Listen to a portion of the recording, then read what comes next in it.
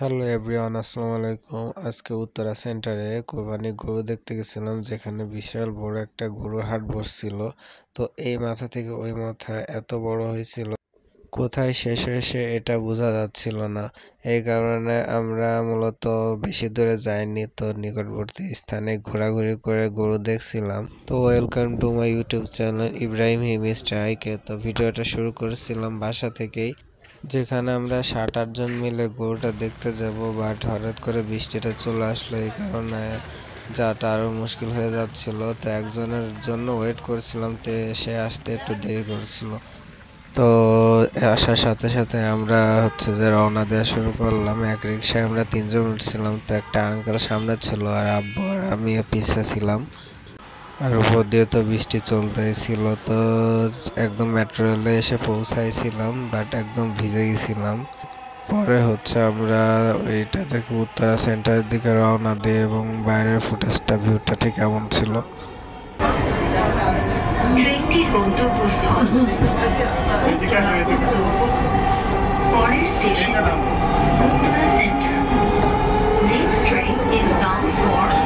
তো পরের স্টেশনে প্রায় চলে আসছিলাম। তো আমি ভাবতে পারিনি যে পরের স্টেশনে যে যে এমন হাট, এত বড় হাট দেখতে পাবো, যে এত বড় যে এই মাথা থেকে ওই মাথা কিছুই বোঝা যাচ্ছে না। এবং বৃষ্টির জন্য একটু কুয়াশাচ্ছন্ন মনে হচ্ছে দূরে, বাট এটা কুয়াশা না, কারণ এটা গরমকাল, খুব বেশি গরম পড়ছিল।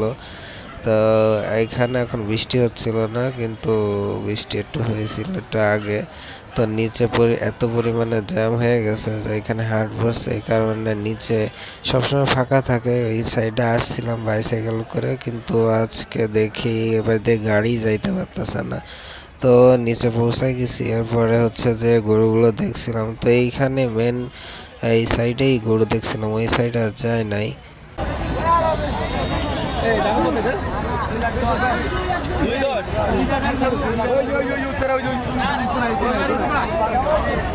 দাম হলে দুই দাম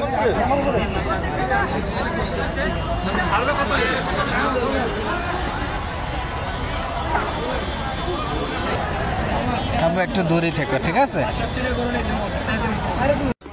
লিটারলি আমার সত্যি অনেক ভয় করছিল, বাট গরু আমি ভয় পাই না, কিন্তু অনেকগুলো একসাথে জড়ো ছিল আর একদম পার সাথে মিশে মিশে যাচ্ছিলাম। ভিডিওতে দেখে অনেক একদম অবস্থা খারাপ করে দেয়, লাথি লুথি মেরে। তো এটাই ভয় পাচ্ছিলাম যে যদি একবার লাথি মেরে দেয় তাহলে কি অবস্থা হবে। তাও সাহস করে যাচ্ছিলাম, বাট একটু ভয় ভয় লাগছিল। আর সবাইকে অ্যালার্ট করছিলাম যে একটু দূরে দূরে থাকতে। আমরা 1 ঘন্টা যাবৎ ঘোরাঘুরি করছিলাম। তো প্রচুর পরিমাণে রোদ ছিল, বাট একটু আগে বৃষ্টি হয়েছে, কিন্তু এই সাইডে এত পরিমাণে রোদ, এই কারণে ছাতা রেখেও কোনো লাভ হচ্ছে না, মুখ টুক ঘেমে অবস্থা খারাপ। তো গরুগুলো দেখছিলাম অনেক জোস, বড় বড়, বাট দাম বেশি যাচ্ছিল। এই কারণে আমরা ঘুরে ঘুরে দেখছিলাম বিষয়গুলো কেমন আসলে। কিন্তু ডান সাইডের গুলো আরো বড় ছিল, বাট বাম সাইডের গুলো একটু মাঝারি সাইজের, একটু ওইগুলোর থেকে ছোট।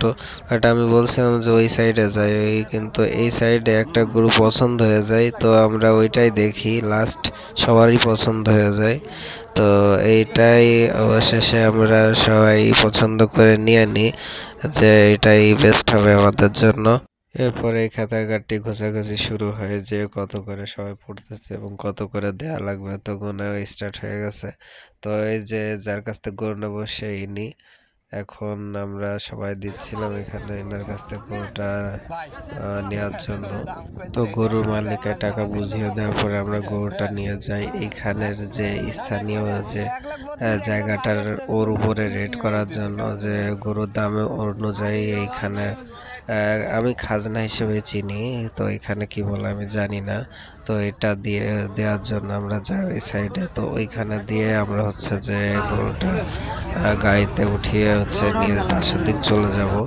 আলহামদুলিল্লাহ গরুটা কিনা হয়ে গেছে। তো আমার গরুটা অনেক পছন্দ হয়েছে, সবারই অনেক পছন্দ হয়েছে। তো মাশাআল্লাহ অনেক দারুণ হয়েছে। তো আপনাদের কেমন লাগতেছে কমেন্ট করে জানাবেন। এরপরে লাস্ট ফিনিশিং কাজ পিক আপে উঠানো এবং গাড়ি বাসায় নিয়ে যাওয়া। বাট রোদ আমাকে এমন চুষে মারছে যে বলার মতো না, একদম অবস্থা খারাপ। মনে হচ্ছে আমার দিকে সম্পূর্ণ তাক করছে, আর কার কি লাগতেছে আমি জানি না।